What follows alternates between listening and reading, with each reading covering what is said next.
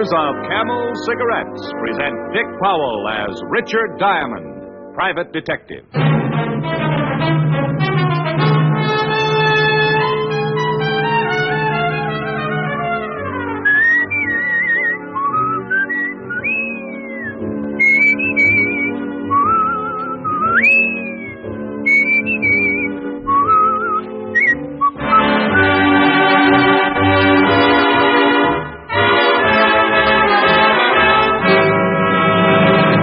What cigarette do you smoke, Doctor? That question was asked of doctors in every branch of medicine, doctors in all parts of the country. What cigarette do you smoke, Doctor? The brand named most was Camel. Yes, according to this recent nationwide survey, more doctors smoke Camels than any other cigarette. Make your own Camel 30-day test, the sensible cigarette test, and see how mild, how flavorful, how thoroughly enjoyable Camels are.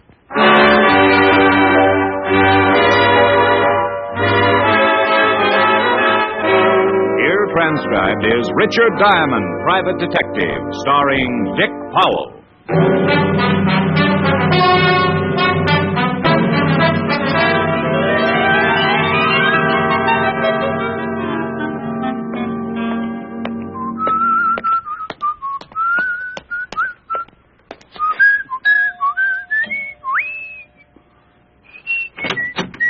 Yes?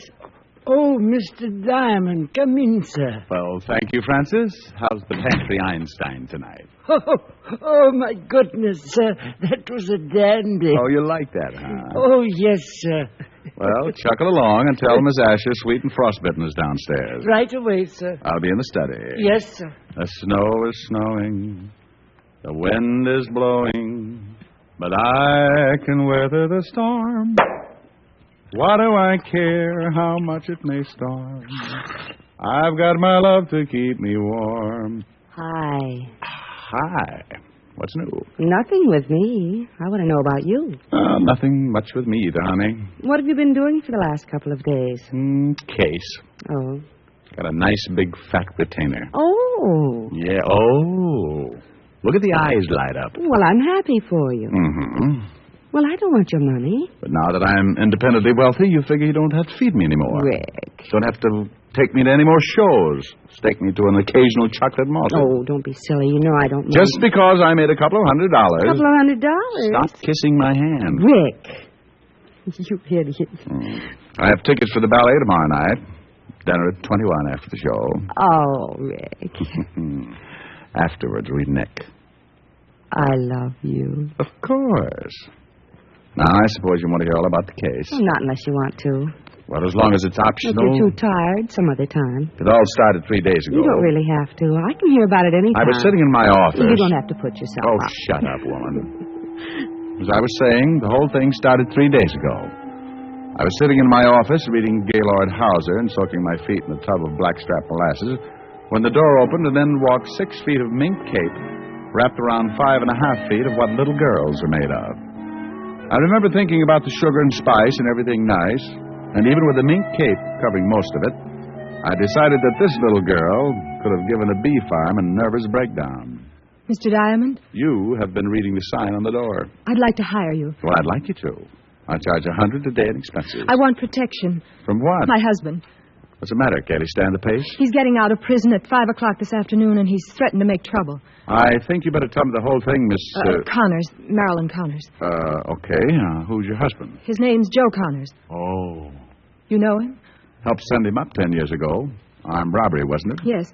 He hasn't served all of his time, but he's being paroled. Go ahead. Well, since Joe was sent up, I had to find work. A man Joe used to work for gave me a job in his club. Martin Cope? Yes. Do you know him? Slightly. We're hating acquaintances. Mr. Cope has been very wonderful to me. I'm sure he has. I don't think I like that. Your husband doesn't either, huh? You're very blunt, aren't you? Like the front of a streetcar. I don't like your boss, and I don't like your husband. I think it's better that you know now before you make any investments and then have to fire me. You're the best private detective in New York. Only because I'm brilliant, shrewd, and loaded with talent. And a little ridiculous. Oh, sure.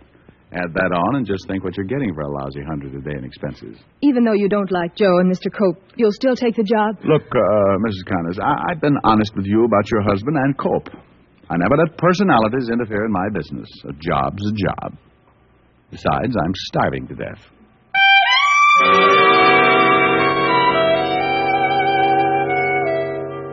She gave me a slow smile, complete with a high fever, handed me a retainer, and swayed out of the office like Mata Hari leaving an atomic research stag party.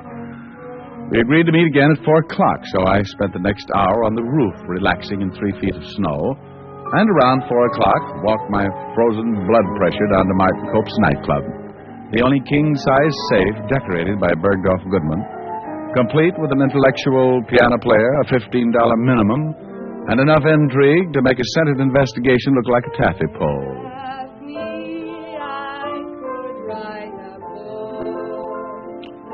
The girl who had been to my office earlier was standing on the edge of the empty dance floor rehearsing a song while the piano player was trying his best to overdo the accompaniment.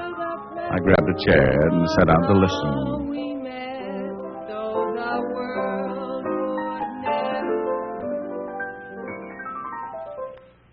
Something wrong? Look, if you'd like to do a single, why don't you say so? You're unhappy? When you're playing for me, I would appreciate it if you just backed me up quietly, simply. Stop hating Art Tatum. Darling, I'd be happy to do anything you say except for one thing. Yes?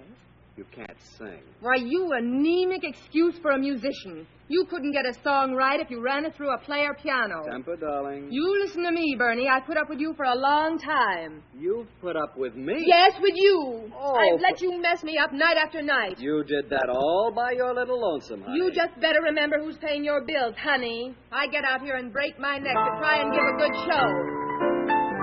Don't you get cute with me. You better wise up, Buster, or you're going to end up playing for your meals down on Skid Row. For Pete's sake, Marilyn. No, Bernie, I'm... They kept going round and round, and about the time the piano player looked like he might possibly throw caution to the wind and stamp his foot, a door opened at the other side of the room, and Martin Cope, big-time gambler and owner of the club, walked over to the piano. Look, if you two insist on raising the roof, take it to the back room where nobody can hear you. I'm sorry, Martin, but Bernie just won't... Mr. Cope, I can assure you that it wasn't You stay out of this. Oh, wait a minute. Oh, I'm sorry. You two can kick the walls in when I'm not in my office, but, honey, when I've got work to It do... won't happen again. What's the matter? Who's that? Who? Sitting over there. Well, I'm surprised, Cope. I thought you'd spot my blue eyes. Oh, it's Mr. Diamond. Diamond. Yes, he says you know each other. Diamond, the private detective? Sure. You remember, Cope, all those times down at the precinct, playing 20 questions? What are you doing here? I got tired of talking to nice people. Beat it. I asked Mr. Diamond here, Martin. You did. Well, I know you're not worried about Joe, but I am. And you had this two-bit gum showed? Temper. Mr. Diamond's supposed to be the best private detective in the business. Says who? Well, I did mention it a few hundred times. Did Sloan put you up to this, honey? Martin, with Joe getting out this I afternoon... told you not to worry about Joe. Did Sloan tell you to hire yourself a bodyguard? I thought it would be a good idea. He did, huh? Everybody's got a good idea. Nobody thinks I know what I'm doing. I just happen to run the place. Sloan was thinking about you, Martin. Yeah? Well, I'll give him something to really think about. Now, Martin... No, I'm tired of the whole mess. Everybody's scared stiff of a two-bit punk who's getting out of stir. Hiring an ex-cop who couldn't protect an old lady from a Boy Scout. Have you been tested for rabies lately? Look, Diamond... Martin, I'm afraid of what Joe might do. Oh, but hiring a private cop, and to top it off, you got to pick this one. Look, Mrs. Connors, I don't want to cause a lot of trouble. Well, you're trying real hard. Maybe you'd better just take your retainer and we'll forget the whole thing. That is the only bright thing you've ever come up with, Mr. Diamond. How about it, Mrs. Connors? Well, you keep the retainer, Mr. Diamond, but maybe under the circumstances it would be better Sure, if we... keep the money, Diamond. Go buy yourself a new joke book. I don't want it. But I'll tell you what I'll do. I'll donate it to your restaurant's hospital fund, Cope. We haven't got one. That's the trouble with you, Cope. No vision. You should always have a little insurance in case of a bad accident.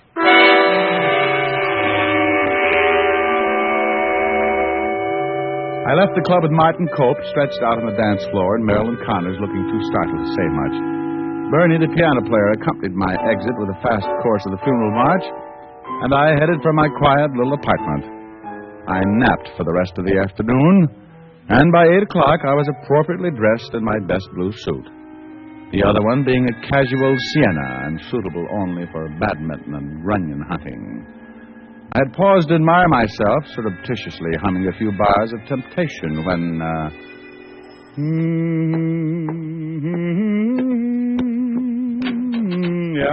Richard Diamond? Depends on who wants him. My name's Sloan, William Sloan. I'm Diamond. What can I do for you? I'm here because Miss Marilyn Connors asked me to come by and talk to you. Well, come in. Thank you. I believe Martin Cope mentioned your name earlier this afternoon. In all probability, he did. I'm Mr. Cope's attorney. I've seen. Thank you. Cope seemed a little unhappy with you, Sloan. That was because I suggested that Marilyn hire herself a private detective. I gathered as much. I picked you because of your reputation. I had no way of knowing that Martin didn't like you. Why are you here, Mr. Sloan? To ask you to go back on the job. Protect Marilyn until we're sure that her husband is not going to cause trouble. I'd like to know something, Mr. Sloan. Why do you expect Marilyn's husband to cause trouble? Isn't it obvious? Maybe I'm a little dense. Why, Marilyn and Martin Cope have been in love since Joe Connors was sent to prison. You think that's enough to make Joe Connors try something? Well, it goes a little deeper than that. How deep? Joe Connors used to work for Martin. Oh, yeah. Wait a minute. I'm beginning to remember. Joe Connors swore Cope had him framed. That's correct. He swore that when he got out, he'd get him. Well, it's a little tough under the circumstances. It'll just cause another argument between Cope and Marilyn if I show up again. Why don't you get yourself another boy? A lot of good private detectives in New York. Because you'd be about the only one who wouldn't be afraid of Martin. And Marilyn has a great respect for you. Even after I belted her boyfriend? Well, I think that convinced her you were the one for the job. Joe Connors got out this afternoon, didn't he? That's right, at 4:30. Where's Mrs. Connors? At the club. Well, if I go down there, there's going to be more trouble. Martin went out about an hour ago. That's why we want you to come down. Martin got a phone call. He seemed worried. Marilyn was in the office with him.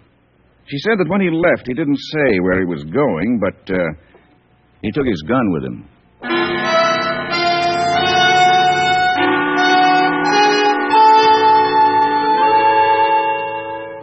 Sloan and I went downstairs, climbed into his car, and headed for Martin Cope's nightclub. When we went in, Marilyn Connors was on stage. So we went to the back of the building and sat down in her dressing room. About 10 minutes later, Marilyn came in. She was wearing something thin enough to make a silkworm commit a hara-kiri. Hello, William. Mr. Diamond, I'm so glad you reconsidered. I think we both reconsidered, didn't we? Has Martin come back yet? I'll go see. I'll be right back. I'm worried, Mr. Diamond. How long ago did Cope leave? About half an hour before I went on. If you'll excuse me, I have to take off my makeup. Oh, sure, go right ahead. He's back. Martin? Yes, and I'm sure something's happened. He's worried sick about something. I'll go see him. Mrs. Connors. Yes? Do you want me to stay? No, I don't think that'd be a good idea. Why don't you go over to my apartment and wait? It's 48 West 74th Street, number 3. It's a walk-up. All right. Wait, you'll need a key. Here. She handed me her key and left with William Sloan. I walked out of the club, grabbed a cab, and 20 minutes later I was walking upstairs to her apartment.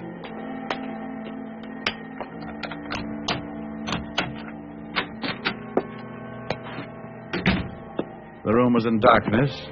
I felt around for a light switch near the door. Then I froze. The room was still and quiet, but there was a smell in the air, a heavy pungent odor that a gun leaves after it's been fired. The smell was cordite. I flipped the switch on and looked down at the dead body of Joe Connors, lying on his back, shot through the head.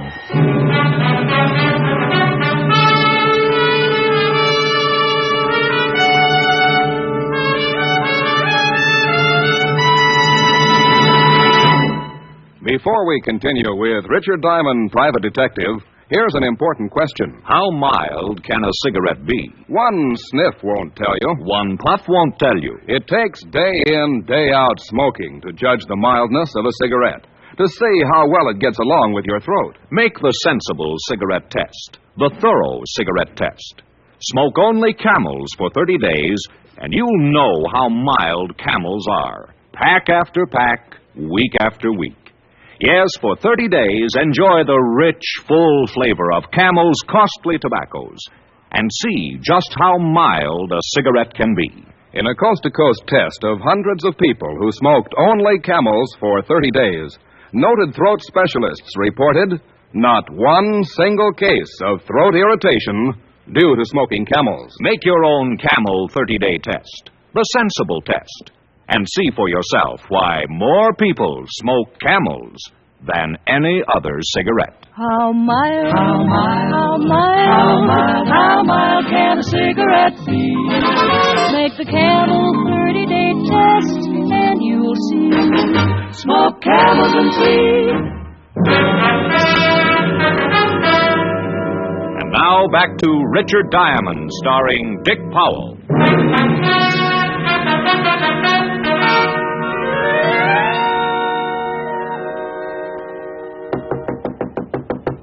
Who is it? The police. Oh, goody.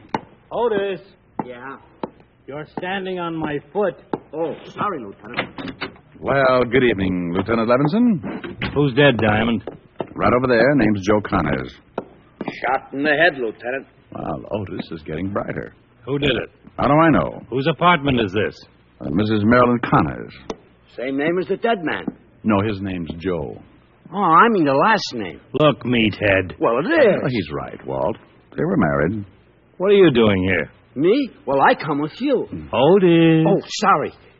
Yeah, what are you doing here, Diamond? Well, Marilyn Connors asked me to wait for her. And let's all wait. Walt, have you noticed all the windows are locked? So it's cold out. Well, let's not wait. Let's go over to Martin Cope's nightclub. What's Martin Cope got to do with it? Leave Otis here until the coroner arrives. Put a tag on him so the coroner will be sure to get the right body, and I'll tell you about the whole thing on the way over to the club.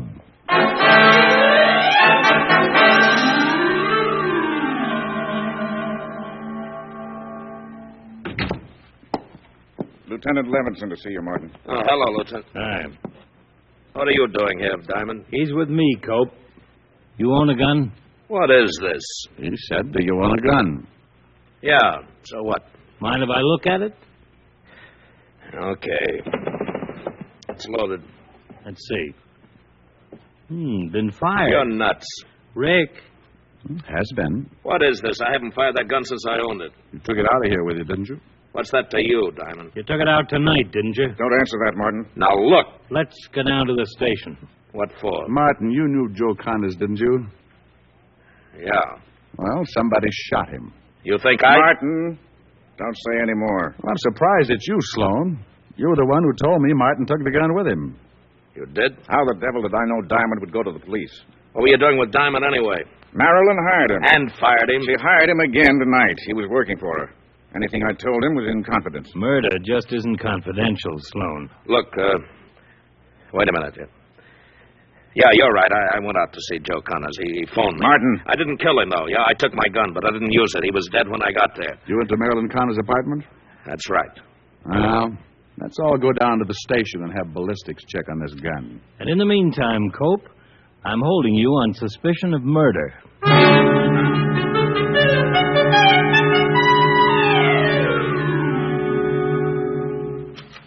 Well, here's the ballistics report, Rick.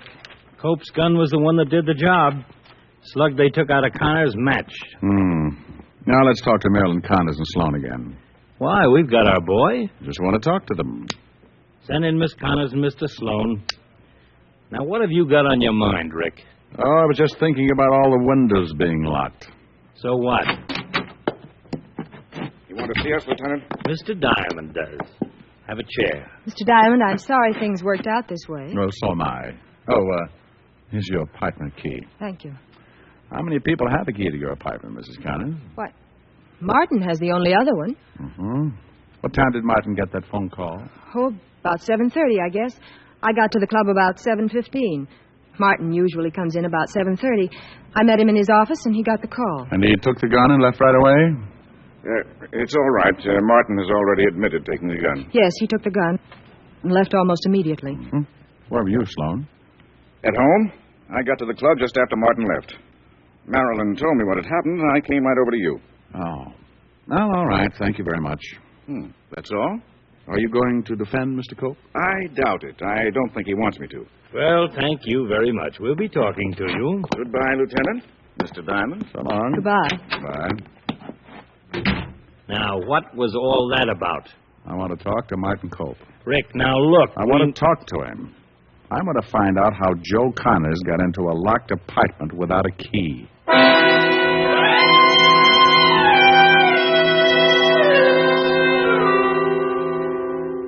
I don't want anything to do with you, Diamond. You better cooperate. Diamond's got an angle that's worth listening to. I didn't shoot Connors no matter what that ballistics report says. You have a key to Marilyn's apartment. Yeah. Connors was dead when you got there. Yeah, I told you that. You left the club about 7:45. That's right, about 7:45. Connors had been dead about 3 hours when I found him, Walt. I found him about 9:30. By gosh, that's right. And that part of your story stands up, Cope. He was dead when you got there. What about the gun? You always keep that gun in your desk, Cope? Yeah. Who was in the club with you? Oh, the usual people. Waiter, bartenders, busboys. Marilyn? Yeah. Now, wait a minute. Who knew you kept the gun in the desk? Oh, half a dozen people, maybe. You think somebody lifted that gun, killed Connors, and put it back in the desk? You always come in about 7:30, don't you, Cope? Yeah, every night. According to the death certificate, Connors had been dead about an hour before you came in. What time did you leave the club this afternoon? Right after you slugged me. Oh, you got up rather suddenly. It was about 4:30, wasn't it? Somebody could have gone into your office, taken that gun, killed Connors, put the gun back before you came in at 7:30. Then I'm cleared? No, not a bit. You have a key to Marilyn's apartment. The killer had a key to let Connors in. Miss Connors said there were only 2 keys. Well, Walt, let's go talk to Mrs. Connors.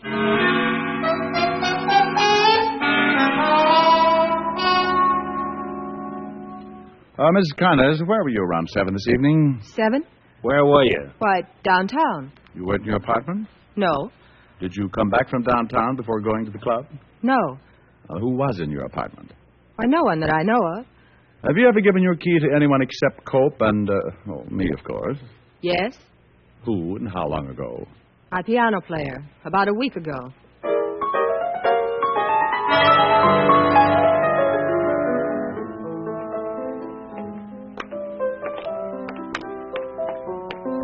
Hello, Bernie. Hello. Oh, hello. You're the nice man who slugged Mr. Cope this afternoon. Let me buy you a drink. No, thanks, Bernie. This is Lieutenant Evanson. Lieutenant? Hi. What time did you get to the club this evening, Bernie? Oh, about 7:30. Why? The cook says he saw you come in around 7:15. 15 minutes one way or the other. Where were you at 7 o'clock, Bernie? My house, I guess. Bernie, we checked with the state prison. They censor letters up there. Do they? Mm-hmm. A man named Joe Connors got a letter 2 days ago telling him to meet someone at Mrs. Connors' apartment around 6:30 this evening. What's this all about? Well, we'd like to have you come down to the station for a paraffin test, Bernie. A paraffin test? Yeah, we can determine if anyone has shot a gun in the last 48 hours. Oh. When did you take Mr. Cope's gun, Bernie? Right after he left this afternoon. You had a duplicate key made from the one Mrs. Connors gave you several days ago? Mm-hmm. The Green Hardware Shop, I believe, over on 64th Street. Why'd you do it? Oh, love, hate, lots of reasons. What difference does it make? For a week now, I've heard him talking about Joe Connors and what he might do when he got out. I saw a chance to get rid of Martin Cope, so I had the key made, wrote Joe Connors a letter, and killed him with Mr. Cope's gun. After you killed Connors, you came back, put the gun back in the drawer. When Martin Cope came in, you called him and said you were Connors. From that phone booth right over there. Were you in love with Marilyn Connors? That is an extremely earthy question that can do no good at all. Well, let's go, Lieutenant. I was getting tired of playing the piano anyway.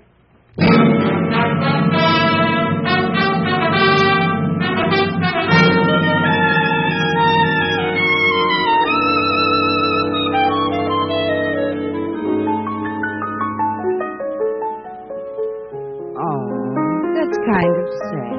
Yeah. In a way, it's too bad it didn't work. Think what Marilyn Connor's in for when she marries Martin Cope. Oh, speaking of Marilyn Connors, you certainly did take a lot of pains describing her attributes. Oh, really? Well, it wasn't painful at all. Was she really that pretty? Pretty. Well, I'm jealous. Well, don't be. She had one thing that was wrong. What was that? She had long blonde hair that hung all the way down to the floor. Well, that sounds beautiful. But it was her mustache. Better sing something, huh? I think you'd better. What would you like? Anything that will make up for that last remark. I thought it was pretty clever. Just sing. Okay. How about this? Maybe I'm right. And maybe I'm wrong, maybe I'm weak, and maybe I'm strong, but nevertheless I'm in love with you. Maybe I'll win, and maybe I'll lose. Maybe I'm in for crying the blues, but nevertheless I'm in love with you. Somehow I know at a glance the terrible chances I'm taking. Fine at the start, but left with a heart that is breaking.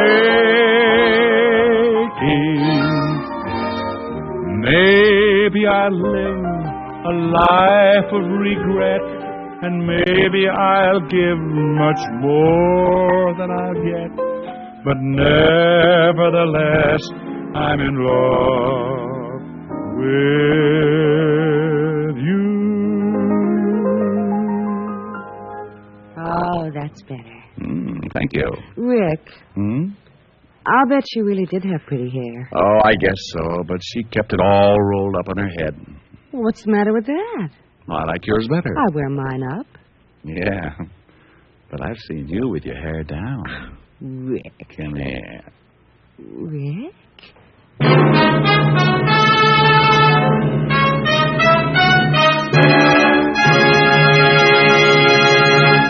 Dick Powell will return in just a minute. More people smoke Camels than any other cigarette. Yes, more people smoke Camels than any other cigarette. Among the millions of Camel smokers, there are many stars whose voices are their fortunes.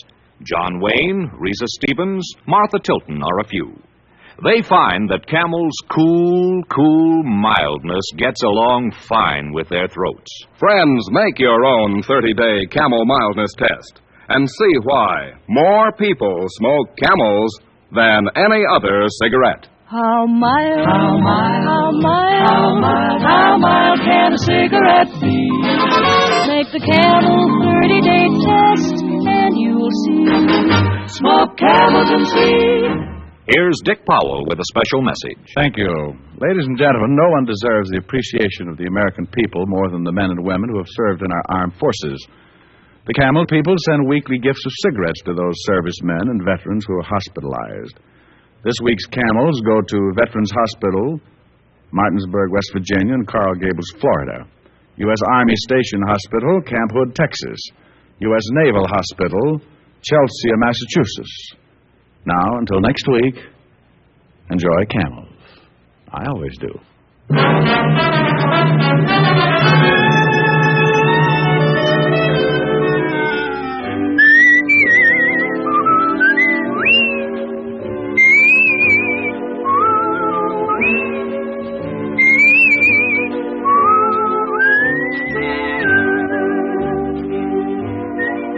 Tonight's adventure of Richard Diamond, starring Dick Powell, was written by Blake Edwards. Our director is Helen Mack. Pipe smokers, enjoy the National Joy Smoke, Prince Albert. Yes, PA is made from choice tobacco, rich tobacco that's naturally flavorsome. Prince Albert is specially treated to ensure against tongue bite and crimped cut for smooth smoking. So get PA in the handy pocket tin or the pound size. It's America's largest selling smoking tobacco.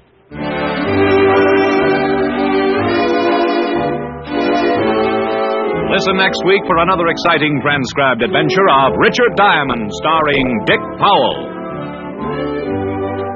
This is your FBI. The official broadcast from the files of the FBI follows immediately. Stay tuned. This program came to you from Hollywood. This is the American Broadcasting Company.